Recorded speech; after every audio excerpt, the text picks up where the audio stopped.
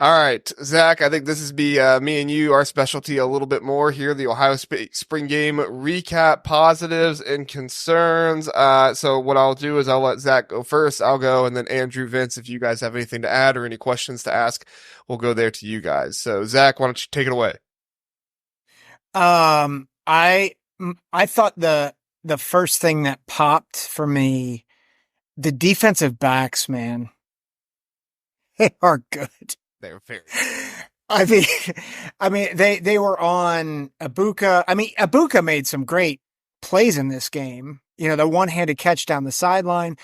But I mean, he was getting some separation, but like you have really good receivers, and it felt like the defensive backs were like Velcro. I mean, they just were not letting them get by him.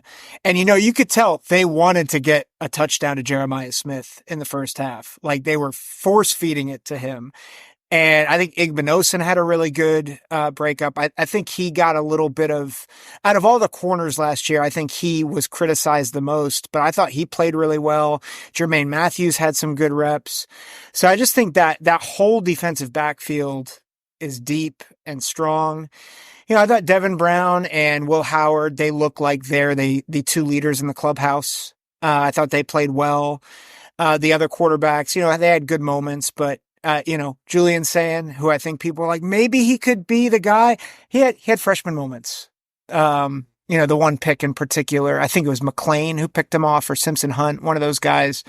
But you know, so I thought I thought the offensive line, there's been some criticism of the offensive line, but for what I expected, which I kind of still expect them to be a dumpster fire, they were much better than I expected, particularly the first unit. The second and third units, eh.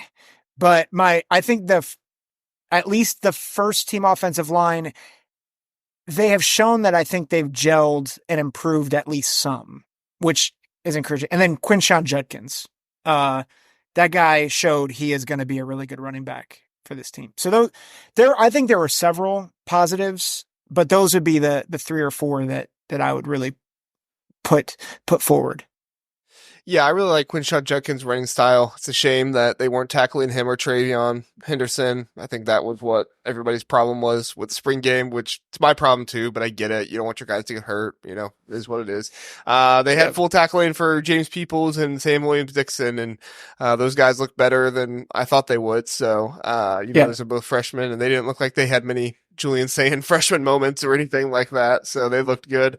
I'm with you on the offensive line, Zach. It looked better, but not great. I think that Ohio State will be shopping in the portal most likely for a guard or a tackle to play on the right side. We'll see what happens there. I know they're going to lose at least a couple more guys in the portal. I've already heard rumblings about that, and those guys are just kind of waiting their time to do that. So I don't know if they're going to be from the offensive line or what, but we'll see. Ohio State, I feel like Ohio State's going to do a little bit of the stuff that Penn State was doing last year with the wing T. So I thought that was Mm-hmm. interesting. You know, Penn State kind of modeled have two really good running backs and how to run with them. And so now Ohio State's doing it with Quinshawn and Trevion, which I tell you, I mean, there are some of the best running back combinations of all of the nation, if not the two best running back combinations of all the nation going on right now in the Big Ten, which is super exciting to me.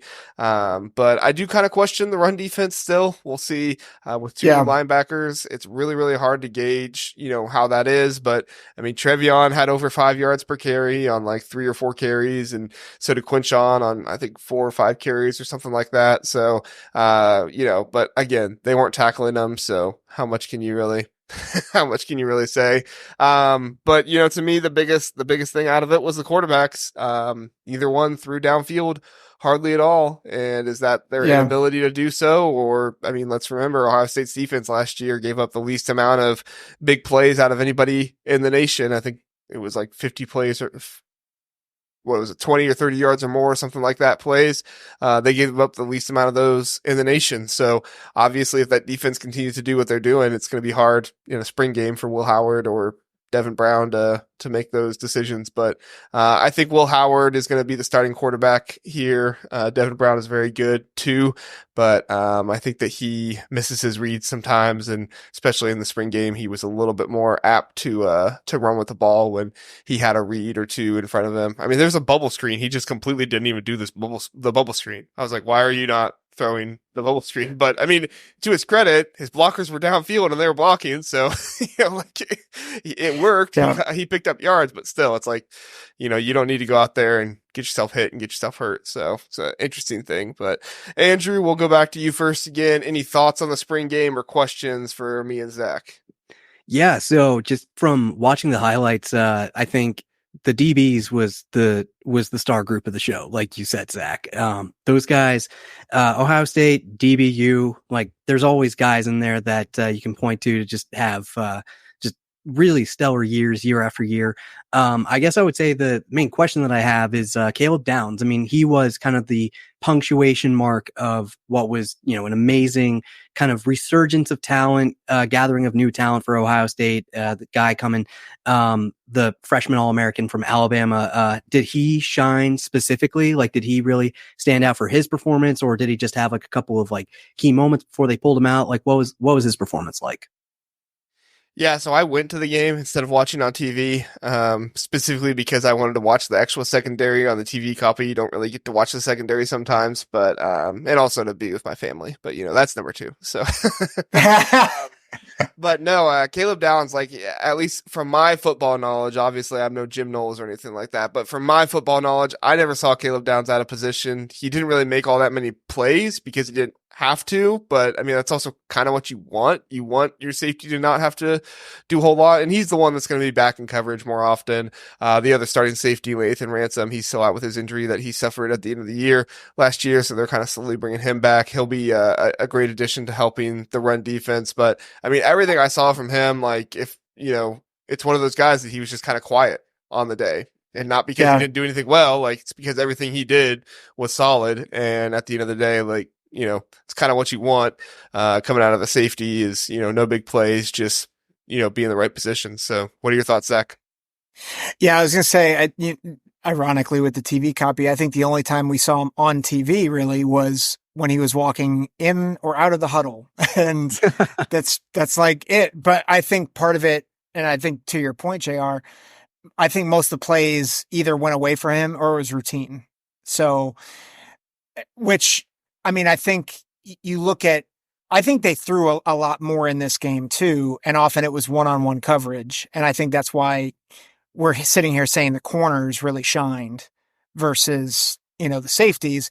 They didn't have to, at least when Caleb Downs was in, he didn't have to do much. Now I think is McLean, was he a backup safety that got the pick on? Yeah.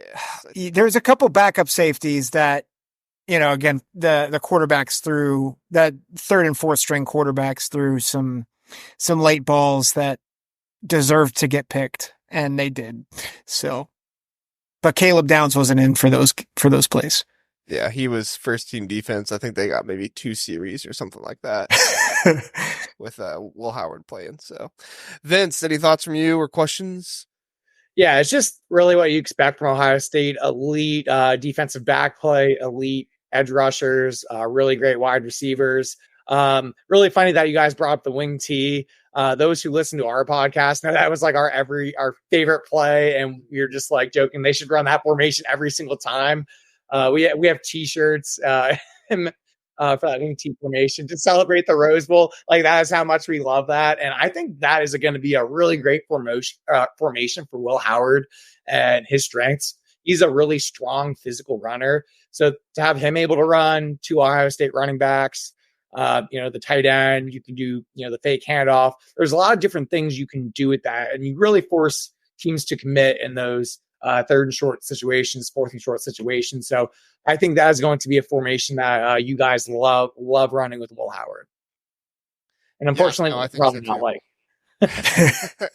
I think so too. They asked Chip about it after the game, and he said it's probably going to be much more of like a red zone kind of goal line run formation for him, which I think is how Penn State primarily used it, either on first down or red zone situations and stuff like that, or short yardage situations. But we do have a comment here from Twitter. Go to Big Red says Julian looked good even with that pick. Jake Ballard, I think he means Jaden Ballard, has brick hands, 3 drops with Julian. Yeah, Jaden Ballard was kind of all over the place that game. He actually went in with the ones, but then he was playing a little bit with everybody else too. It was kind of like they didn't know what to do with him, which, that's kind of been Jaden Ballard's career at Ohio State. Seems like they don't really know what to do with them. It'll be interesting to see this wide receiver rotation come the fall. So